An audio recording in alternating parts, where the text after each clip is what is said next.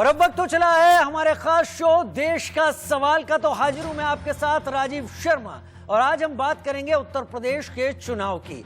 वैसे तो उत्तर प्रदेश में चुनाव अगले साल हैं, लेकिन चुनावी शोरगुल अभी से सुनाई देने लगा है। पंचायत चुनाव में हमने विधानसभा चुनाव की झलक देखी।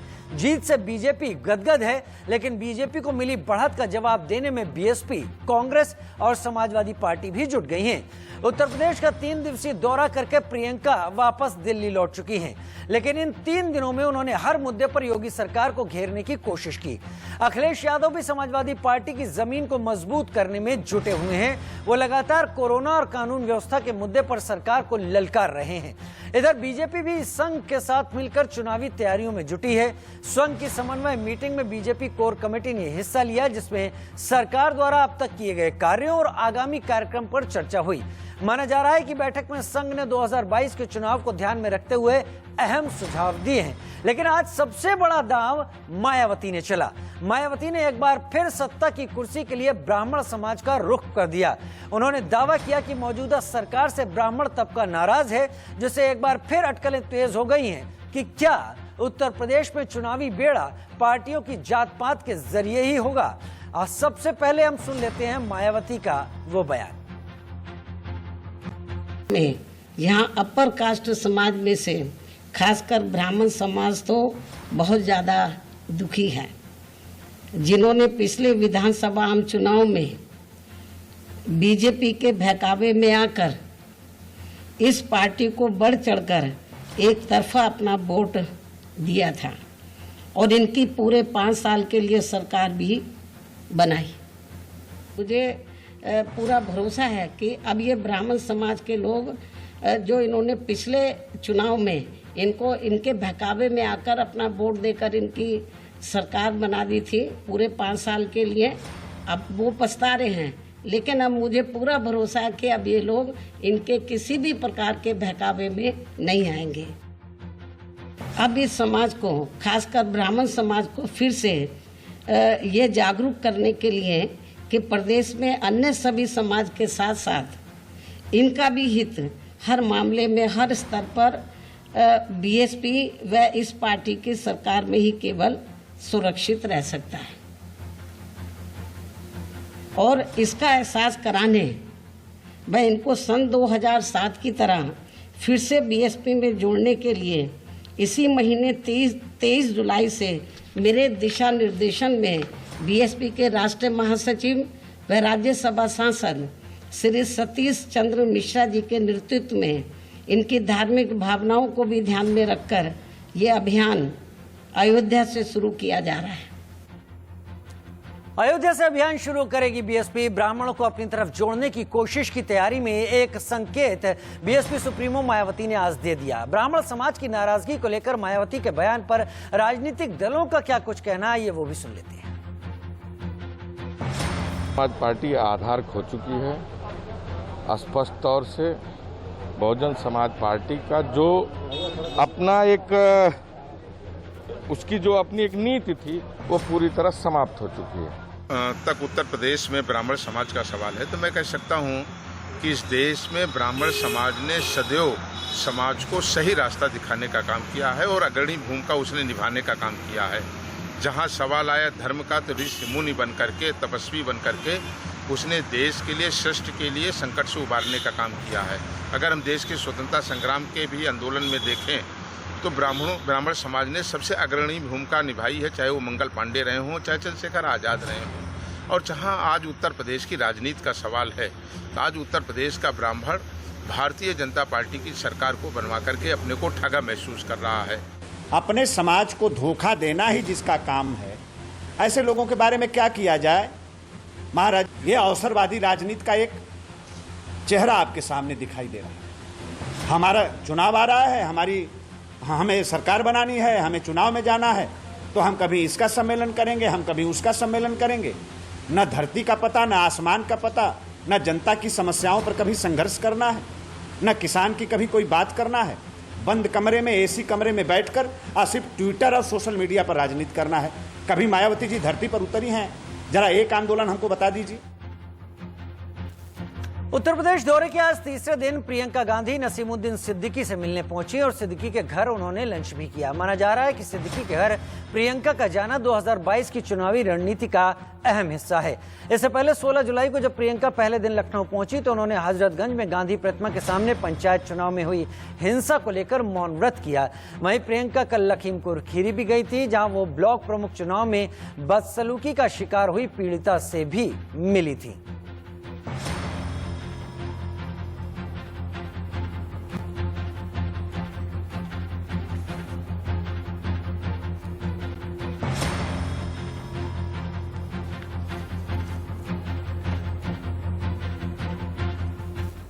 तो देश के सवाल में हम चर्चा यही कर रहे हैं। जिस तरह से बयानबाजी शुरू हो गई है, इतिहास देखिए तो इन तमाम पार्टियों ने खेमे बनाकर और अपनी जाति की खास बात करके खुद की सत्ता और खुद की राजनीति को चमकाने की कोशिश की, लेकिन जब चुनाव आता है तो पता नहीं कहां से डेवलपमेंट वाले मुद्दे पीछे रह जाते हैं। एक बार फिर से वर्ग, जाति, धर्म पर आकर सब कुछ टिक जाता है। मेरे साथ खास मेहमान इस वक्त जुड़ रहे हैं। बसपा सुप्रीमो मायावती के इस बयान, इस कोशिश के बाद अनिला सिंह जी मेरे साथ जुड़ रही हैं, जो प्रवक्ता बीजेपी के तौर पर मेरे साथ है। स्वागत है अनिला जी आपका। डॉक्टर आशुतोष वर्मा, प्रवक्ता समाजवादी पार्टी, स्वागत आपका भी। डॉक्टर एमएच खान, बीएसपी समर्थक के तौर पर, आपका भी स्वागत है। संजीव कौशिक मेरे साथ जुड़ेंगे राजनीतिक विश्लेषक के तौर पर, क्योंकि बयान बसपा सुप्रीमो मायावती का है, उनकी कोशिश है, तो लिहाजा मैं डॉक्टर एमएच खान शुरुआत इस चर्चा की, इस बातचीत की आपसे ही कर लेता हूं।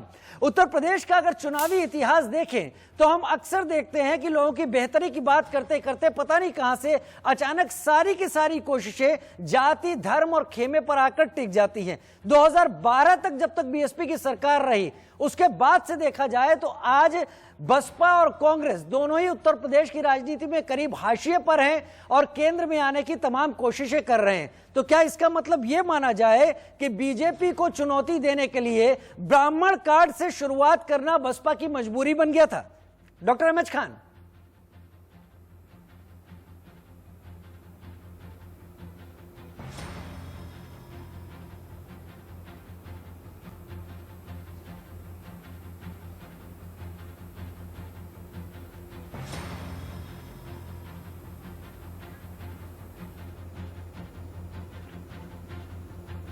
डॉक्टर एमएच खान, आपको मेरी आवाज आ रही होगी। डॉक्टर एमएच खान, मेरा सवाल यह है कि उत्तर प्रदेश का जो चुनावी इतिहास है, उस चुनावी इतिहास में अक्सर बातें तमाम होते होते एक बार फिर वहीं आ जाए। मुझे लगता है डॉक्टर एमएच खान से संपर्क हो नहीं पाया है। अनिला जी, मैं आपसे ही शुरुआत कर लेता हूं। मेरी कोशिश थी कि मैं डॉक्टर एमएच खान से पहला जवाब ले लेता, लेकिन अनिला जी, हम कुछ नारों की बात करें और वहां से शुरुआत कर लें। और वो नारे अगर याद दिलाना चाहूं आपको तो बनिया बाभन ठाकुर चोर और बाकी सब हैं DS4। ये नारा तब लगा था जब बसपा की शुरुआत हो रही थी। DS4 का नाम देके कांशीराम ने नारा दिया था। फिर तिलक तराजू और तलवार किससे छिपा है। उसके बाद जब सत्ता में आने की नजदीकी कोशिश की, तब सर्वजन हिताय सर्वजन सुखाय पर बसपा आई। एक तरीके से अब फिर से अपने परंपरागत वोट के साथ विकास की बातें किनारे रखकर ब्राह्मण कार्ड को एड्रेस करना और अपने सम्मेलन को अयोध्या से शुरुआत करना, क्या उत्तर प्रदेश की यही परिणति रह गई है कि उसके तमाम मुद्दे चुनाव पर आकर जाति धर्म के खेमों में सिमट जाए? अनिला जी।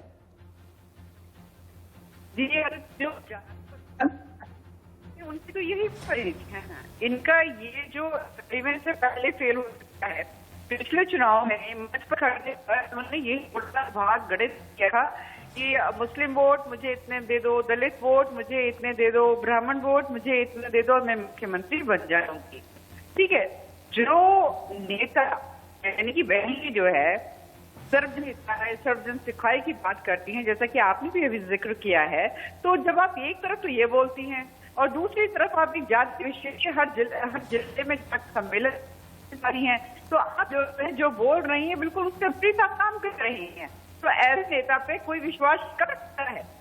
तो चाहे वो बहन मायावती जी हो, चाहे अखिलेश यादव जी हो, ये लोग केवल और केवल एक जाति विशेष की राजनीति कर रहे हैं, इससे ऊपर कुछ नहीं है। उस जाति विशेष की राजनीति कर कर ये सोच रहे हैं कि हम दलितों की राजनीति कर रहे हैं, हम बैकवर्ड्स की राजनीति कर रहे हैं और साथ में ले लेंगे मुसलमानों को और साथ में ले लेंगे ब्राह्मणों को। और अगर आप यादव जी की पार्टी वालों से पूछेंगे या आप बहन जी की पार्टी वालों से पूछेंगे कि आप कहते हैं कि भारतीय जनता पार्टी जो है ब्राह्मण विरोधी है, तो कैसे ब्राह्मण विरोधी है? तो इनका उत्तर होगा विकास दुबे मर गया था एक्सीडेंट में, इसलिए उत्तर प्रदेश की जो सरकार है भारतीय जनता पार्टी वो ब्राह्मण विरोधी है। ये इनका तर्क होता है। फिर ये कहा जाए कि भाई विकास दुबे तो एक जघन्य अपराधी था, फिर उसके गुर्गे और उसकी पत्नी का यहाँ पे उदाहरण देने लग जाएंगे। मैं ये कहती हूँ कि 1989 के बाद उत्तर प्रदेश में कोई मुख्यमंत्री ब्राह्मण या कोई उप मुख्यमंत्री ब्राह्मण नहीं बना था। जो मायावती जी कहती है कि 2000 जो मैं एक्सपीरियंस किया है ब्राह्मण दलित मुस्लिम वोटों पर जब मैं मुख्यमंत्री बन गई थी, मैं बनाना चाहती हूँ। उस वक्त भी मायावती के केवल और केवल 7 मंत्री बनाए हुए थे ब्राह्मण, उससे ज्यादा तो हमने बनाए हुए हैं, 9 बनाए हुए हैं, हमने उप मुख्यमंत्री भी बनाया हुआ है। परंतु मैं सीधी सी बात बोलती हूँ, कैबिनेट में हर जाति हर धर्म का रिप्रेजेंटेशन है, क्योंकि हम सबको साथ लेकर चलना चाहते हैं, सबका साथ सबका विकास। परंतु ये विश्वास तो किसी पर करती नहीं है, केवल और केवल अपने पे विश्वास करती है, अपना भला चाहती हैं, अपने भले के लिए लोगों से काम करवाती हैं। तो ऐसे नेता की जो देती तो यादव जी हो, चाहे वाड्रा मैडम हो और चाहे बहन जी हो, कि जाति और धर्म की राजनीति कर दें, जो कि नकार चुकी है उत्तर प्रदेश की जनता 14 में, 17 में, 19 में, फिर भी इनको समझ में नहीं आता है। जी अनिला जी, और मैं यही समझना चाहता हूं कि जब चुनाव सामने आ गए हैं तो हम उन पैमानों पर क्यों नहीं शुरुआत करते जो पैमाने सबके हित के लिए हों, विकास की एक परिपाटी रच रहे हों, लेकिन पता नहीं क्यों शुरुआत होती है तो उसमें खेमे जाति धर्म निकल के सामने आने लगता है। डॉक्टर अहमद खान मेरे साथ जुड़ गए हैं, जैसी मुझे उम्मीद है उन तक मेरी आवाज पहुंच रही है। डॉक्टर अहमद खान साहब, आपसे सवाल मेरा यही है, उत्तर प्रदेश का अगर चुनावी इतिहास देखा जाए तो बेहतरी की बात करते करते सारी बातें धर्म जाति और खेमों तक आकर सिमट जाती हैं। 2012 जब बसपा की सरकार, जिसके बाद बसपा की सरकार हटी थी, तब से अगर अब तक देखें तो बसपा और कांग्रेस उत्तर प्रदेश की राजनीति में एक हाशिए पर है, जिसमें केंद्र में आने की बहुत कोशिश कर रहे हैं। क्या केंद्र में आने के लिए ब्राह्मणों के नाम पर कार्ड खेलना बसपा की मजबूरी बन गया था कि बहन जी ने इसी से शुरुआत की अपने तमाम बातों की? देखिए शर्मा जी, सबसे पहले बात बता दूं आपको, हमारी पार्टी का नारा सर्वजन हिताय सर्वजन सुखाय है और कांग्रेस से बीएसपी का मुकाबला मत करिए। कांग्रेस 30 साल से कोमा में है और बुरी से बुरी हालत में जब हमारी हार हुई है तो हम 18 से 20% वोट लेके आए हैं। एमएलए हमारे भले न बने हों, लेकिन हमारा वोट आप परसेंटेज कम नहीं हुआ। अब आप मुझे बताइए कि संविधान की शपथ लेने के बाद जो संविधान में लिखा हुआ है उसमें कि सबको बराबर से देखना है, सबको कुछ नहीं करना है। संविधान की शपथ लेने के बाद योगी आदित्यनाथ जी ने हनुमान जी के करोड़ों भक्तों को लज्जित किया है, ये कहकर कि हनुमान जी दलित थे, पिछड़े थे, वनवासी थे। ये बात किसने कही? ये किसने बताया इस बात को? योगी आदित्यनाथ जी ने। और फिर कहा उन्होंने कि बजरंगबली हमारे, अली तुम्हारे। ये बात कौन करा? अब इतना होने के बाद भी अभी 3 दिन पहले एक चैनल को इंटरव्यू दे रहे थे योगी जी कि हम 81% और 19% की लड़ाई है। 19% कौन है? सीधा सीधा इशारा था मुसलमानों की तरफ। आप मुख्यमंत्री होते हुए ऐसी भाषा का इस्तेमाल करते हैं, संवैधानिक पद पर बैठे हुए ऐसी भाषा का इस्तेमाल करते हैं, तो आप एक तरफ तो हमको कहते हैं कि आपने ये कर दिया। हम पार्टी हैं, हम तो अपने उत्थान के लिए कुछ भी सम्मेलन करेंगे, राजनीतिक मीटिंग करेंगे। आपकी मीटिंगें चली यहाँ दिल्ली से लखनऊ, लखनऊ से दिल्ली, लखनऊ दिल्ली, तब शोर हो गया कि बीजेपी का मुख्यमंत्री ही हटाया जाएगा, फलाना हो जाएगा, ये हो जाएगा, वो हो जाएगा। हुआ कुछ नहीं, दिमाग डाइवर्ट कर दिया गया कि पेट्रोल का दाम ना पूछो, महंगाई ना पूछो, कोरोना काल में जो समस्याएं आई है उसका बात ना करो, इसी में बात करते रहो। सवाल इस बात का है, जब आपको 303, 305 एमएलए जीत के आप आ गए, तो कौन सी मजबूरी थी कि नॉन एमएलए को आपने बनाया मुख्यमंत्री जो एमएलए नहीं था? आप 2 आदमी को ऐसे उप मुख्यमंत्री बनाए जो एमएलए नहीं थे। आप मुद्दे से भटक रहे हैं अहमद खान साहब। रोकना चाहूंगा एमएच खान साहब रोकना चाहूंगा, मेरे साथ संजीव कौशिक भी इस वक्त जुड़ गए हैं, पॉलिटिकल एनालिस्ट, कांग्रेस के समर्थन में, कांग्रेस को लेकर अपनी राय यहां सामने रखेंगे। मेरे साथ समाजवादी पार्टी से भी डॉक्टर आशुतोष वर्मा जुड़े हुए हैं। मेरे पास ब्रेक पर जाने के लिए 2 मिनट है, मैं लौट कर आऊंगा तो आशुतोष वर्मा जी आपसे डिटेल में जवाब लूंगा, संजीव भाई आपसे। लेकिन इससे पहले कि ब्रेक पर जाऊं, मुझे एक बात बताइए डॉक्टर एमएच खान साहब, आप कह रहे हैं कि योगी आदित्यनाथ ने तमाम हनुमान जी को लेकर तमाम बातें कही, कहा बजरंग बली हमारे अली तुम्हारे। चलिए उन्होंने गलती की तो क्या हक है कि आप भी गलती करेंगे? क्या आप भी उसी खेमे से आगे बढ़ेंगे? हमने गलती कहाँ करी? नहीं, इतना बड़ा चुनाव आ रहा है, इतना बड़ा चुनाव आ रहा है, बहन जी क्या ये संकेत दे के आगे बढ़ेंगी कि उनको ब्राह्मणों की चिंता करके बीजेपी को चुनौती देनी है? सर्वजन हिताय सर्वजन सुखाय तो यही रुक जाता है। शर्मा जी, अगर हमने कह दिया कि हम सम्मेलन करेंगे तो हम गलती कर रहे हैं। सारी पार्टियों में देखिए, हमारी एक ऐसी पार्टी है जिसमें कोई प्रकोष्ठ नहीं बना है। आप भारतीय जनता पार्टी के पास जाइए तो दलित प्रकोष्ठ, मुस्लिम प्रकोष्ठ और बैकवर्ड प्रकोष्ठ, फलाना प्रकोष्ठ, महिला प्रकोष्ठ, ये सभी करता है एमएच खान साहब, सभी करते हैं, कांग्रेस में भी है, तमाम चीजें हैं। मेरा कहना है किसान के मुद्दे पर बात कर सकते थे, किसान के मुद्दे पर, विकास पर बात कर सकते थे, ब्राह्मणों के ऊपर बात करने की जरूरत क्या थी? ऐसा कतई नहीं। आप अगर टोकिएगा तो मेरी बात पूरी नहीं होगी, जनता तक बात जाएगी नहीं। मेरे दर्शक जान रहे हैं कि मैं आपको ही मौका दे रहा हूं। मैं ऐसा नहीं ऐसा करना चाहता हूं, मेरी बात पूरी होने दीजिए। जब Samajwadi party, Bahujan Samaj party, Congress party और बीजेपी, हमारी एक ऐसी पार्टी है जिसमें कोई प्रकोष्ठ नहीं बनाए गए हैं, किसी को बांटा नहीं गया, सर्वजन हिताय सर्वजन सुखाय का नारा है। सारे प्रकोष्ठ बनाए तो सवाल नहीं किया आपने। बीजेपी से पूछा आपने महिला प्रकोष्ठ बनाया, बीजेपी से पूछा आपने अनुसूचित जाति प्रकोष्ठ बनाया, बीजेपी से पूछा आपने अल्पसंख्यक प्रकोष्ठ बनाया, तो किस आधार पर बनाया? जातियों को खाने बांटने के लिए तो बनाया है, और किस लिए बनाया है? तुम इस जाति को हो तो इस प्रकोष्ठ। चलिए ठीक है, इसका भी जवाब लेंगे। तमाम वर्गों को सही प्रतिनिधित्व देने के लिए हर राजनीतिक दल ऐसा करता है और करता रहा है, लेकिन अपनी बातचीत की शुरुआत एक खेमे से की जाए, सवाल उस पर है। मेरे पास डॉक्टर आशुतोष वर्मा भी है, डॉक्टर अनिला जी भी सुन रही हैं, साथ में संजीव कौशिक भाई भी सुन रहे हैं। छोटा सा ब्रेक ले रहा हूं, लौट कर आऊंगा। डॉक्टर आशुतोष वर्मा आपसे शुरुआत करूंगा, पूरा समय आपको होगा इस पूरे मुद्दे पर अपनी बात रखने और शुरुआत करने के लिए। एक छोटे से ब्रेक के बाद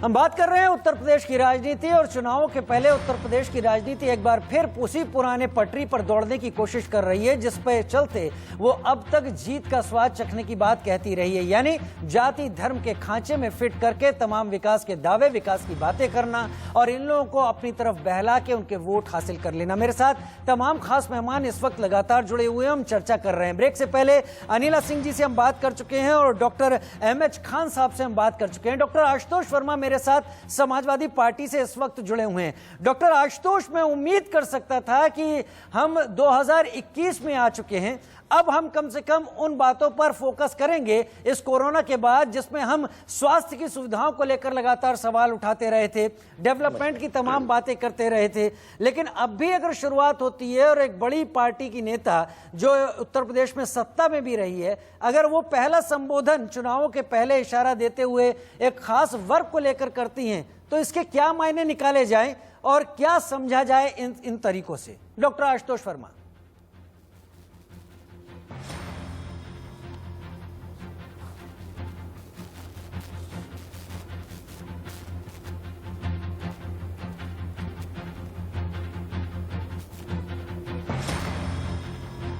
नहीं राजीव जी, देखिए ये दुखद है कि अगर जातियों के हिसाब से आज भी चुनाव होंगे तो भारत किस दिशा में जा रहा है ये खुद अपने आप में काफ़ी कष्टदायक है। लेकिन क्या माने निकाले जाएं इससे आप खुद समझ सकते हैं कि 2007 में 30% वोट पाने के बाद 2012 में 26%, 2017 में 22% और 2019 के लोकसभा में जबकि समाजवादी पार्टी साथ में थी मात्र 19% वोट के साथ बीएसपी की जमीन दरक चुकी है। और ये बहन जी अच्छी तरीके से जान रही हैं कि अब हमको कोई और नया सामाजिक समीकरण लेना पड़ेगा। पिछले 4 सालों में 5 सालों में ये प्रदेश की जनता ने माना है कि बहन जी खुद वो रास्ते पे नहीं है, कोई आंदोलन नहीं हुआ है। जब जब परेशानियां हुई हैं, बहुत बार ऐसा हुआ है जब बाबा साहब अम्बेडकर जी की मूर्तियों के ऊपर आगरा, आजमगढ़, इलाहाबाद, मेरठ, फिरोजाबाद कई जगह मूर्ति के ऊपर तोड़ी गई, उस पर कोई ऐसा कमेंट नहीं आया। तो मुझे लगता है कि ये एक हताशा का कारण भी है कि इस तरीके से जातियों का समीकरण जोड़ के चुनाव की राजनीति को आगे ले जाया जाएगा। मुझे लगता है कि समाजवादी पार्टी का एजेंडा बहुत साफ है, वो सभी को साथ में लेके अपने काम के हिसाब से जो 2012 से 17 में हमने काम किया है वो काम लेके हम फिर से जनता के पास जाएंगे और उम्मीद करेंगे कि उत्तर प्रदेश की जनता इस बार धर्म के नशे में नहीं जाएगी, इस बार जातियों के नशे में नहीं जाएगी और काम करने वाले विकास पूर्वक अखिलेश यादव को फिर से मुख्यमंत्री बना के आपके सामने उत्तर प्रदेश में लाएगी। तो जैसा एक बार पहले नारा लगाया गया था समाजवादी पार्टी की तरफ से ब्राह्मणों को लुभाते हुए कि ब्राह्मण शंख बजाएंगे, मुलायम दिल्ली जाएंगे, आपका कहना है कि समाजवादी पार्टी इन तमाम खांचों से आगे बढ़ चुकी है?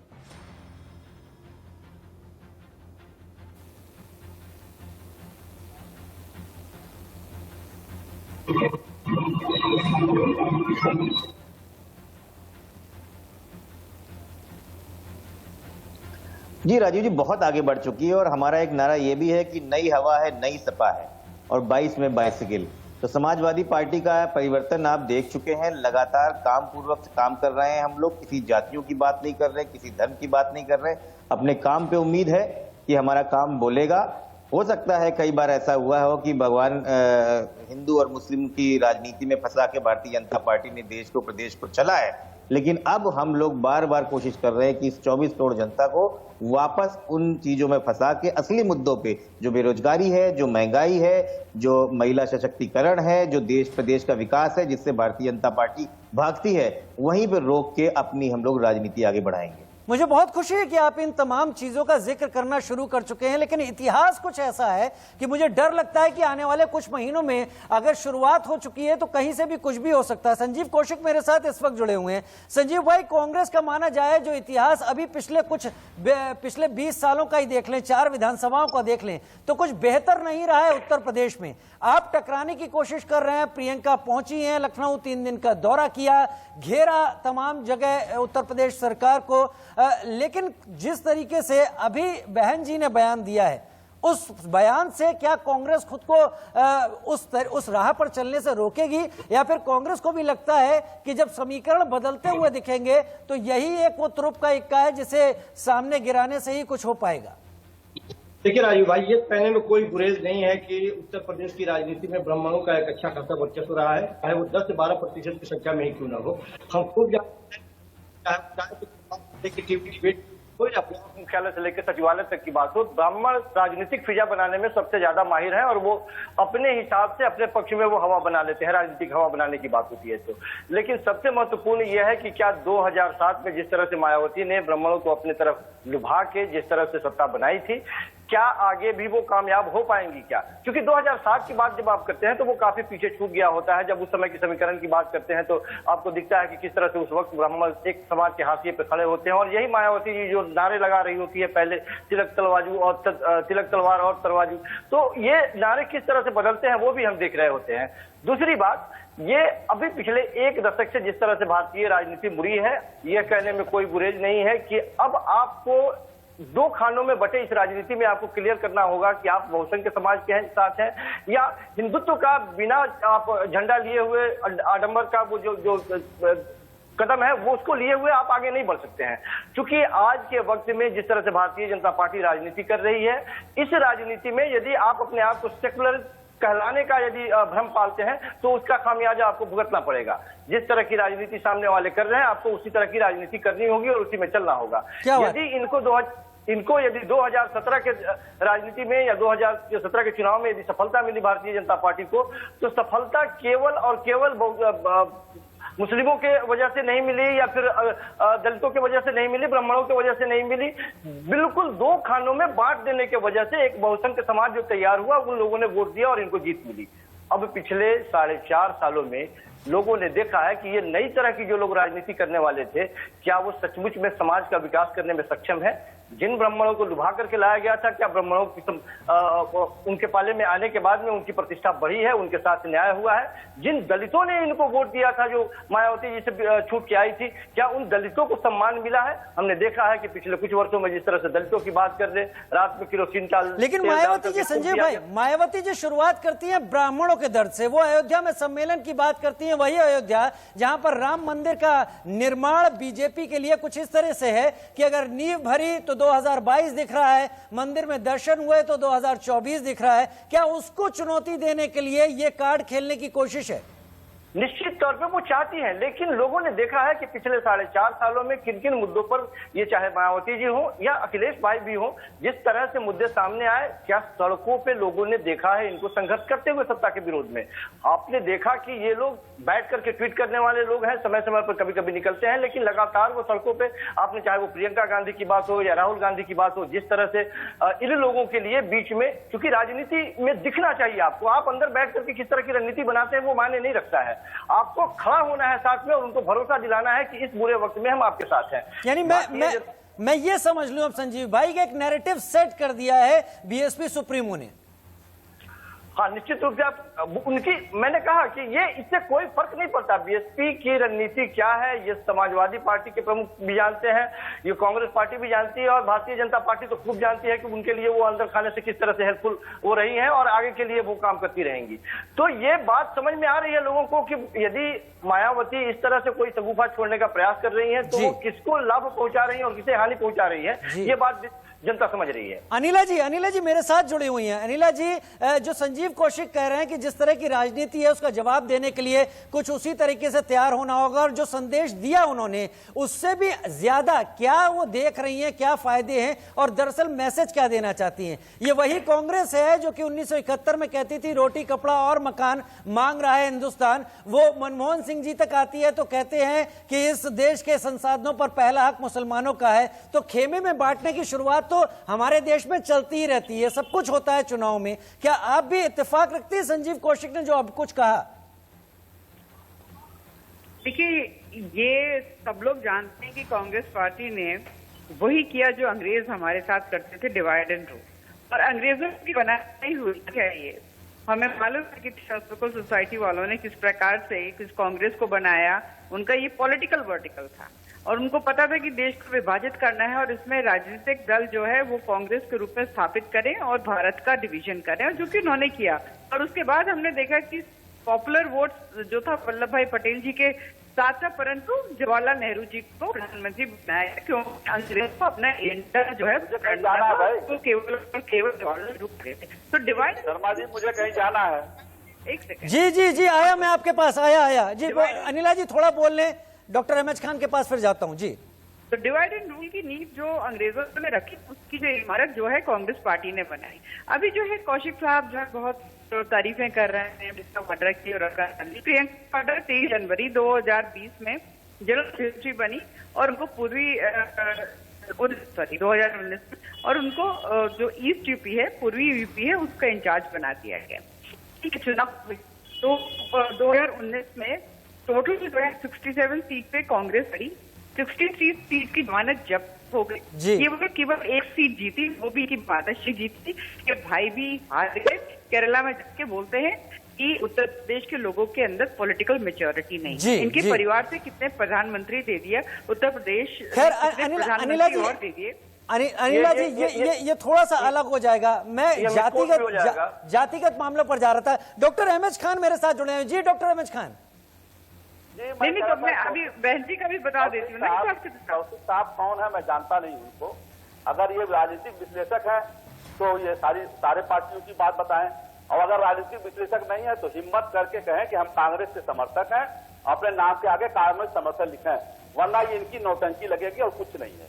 देखिए, अभी वर्मा जी कह रहे थे कि ऐसा किया वैसा किया। अरे भाई, आपके आजम खां कहाँ है? आजम खान साहब इतने बुरे वक्त में है, उनको दिखाई नहीं देता है। बहन जी जब 4 बार मुख्यमंत्री बने तो उनके परिवार का कोई आदमी नहीं बना मंत्री, कोई आदमी नहीं बना एमएलसी, कोई आदमी नहीं बना एमपी राज्यसभा, कोई आदमी को कोई बड़ा पद नहीं दिया गया। ये वर्मा जी बता रहे हैं। मुख्यमंत्री अखिलेश यादव, दूसरे मंत्री शिवपाल यादव, तीसरे मंत्री फला यादव, 5 यादवों की पार्टी चल रही है। आप सबकी बात कहाँ कर रहे हो? आप तो अपने झगड़े नहीं निपटा पा रहे हो, अपने घर के झगड़े नहीं निपटा पा रहे हो, दूसरे के पार्टी पे उंगली उठा रहे हो। हमने तो नहीं पहले बाइक पे उंगली उठाई आपके ऊपर, आपने तो हमला हमारे पर। ठीक है डॉक्टर, हमला किया है तो आप जवाब भी सुन लो। ठीक है, मैं 10 सेकंड देखता हूँ। आशुतोष वर्मा जी 10 सेकंड में जवाब दीजिए, समय नहीं है मेरे पास समय नहीं। डॉक्टर आशुतोष वर्मा, एक सेकंड दे दीजिए, एक सेकंड दे दीजिए। अबू आजमी साहब अभी लखनऊ में आए थे और मुसलमानों का सम्मेलन कर रहे थे, और उसमें क्या कहा उन्होंने कहा कि जो मुसलमान समाजवादी पार्टी को वोट नहीं देगा वो मुसलमान ही नहीं है। अब ईमान का फैसला भी करने लगे ये लोग। आशुतोष जी, एमएच खान साहब, पिछले 4.5 सालों में कभी कोई रिकॉर्ड हो तो आप बताइए देश की जनता को कि कब सड़कों पे निकल करके आपने देश की उत्तर प्रदेश की जनता के लिए आपने आंदोलन किया। 4.5 सालों में आप रिकॉर्ड की बात कर रहे हैं ना, आप बताइए, कोई एक दिन गिन के बताइए। मैं आपको चैलेंज कर रहा हूँ, मैं आपको चैलेंज कर रहा हूँ कि आप बताइए कि आप सड़कों पर जनता के लिए। चलिए, और यही वो बहस है जो चुनाव के पहले हमें दिखाई पड़ेगी। मैं उम्मीद करूंगा कि बीजेपी ने कितना विकास किया या बीजेपी ने विकास नहीं किया, ये मुद्दे अगर इस चुनाव के पहले सामने आते हैं तो एक बेहतर पैमाना वोटर्स के सामने सेट हो पाएगा। लेकिन शुरुआत हो गई है खेमे से, उस खेमे के बाद और कितने खेमे बनेंगे और कितनी जातियों को लुभाने की कोशिश होगी, ये भी देखना बाकी है। बहुत शुक्रिया मेरे साथ जुड़ने के लिए अनिला जी आपका, डॉक्टर एमएच खान आपका, डॉक्टर आशुतोष वर्मा आपका, संजीव कौशिक जी आपका भी जुड़ने के लिए बहुत बहुत शुक्रिया। एक छोटा सा ब्रेक ले रहे हैं, जल्द हाजिर होते हैं।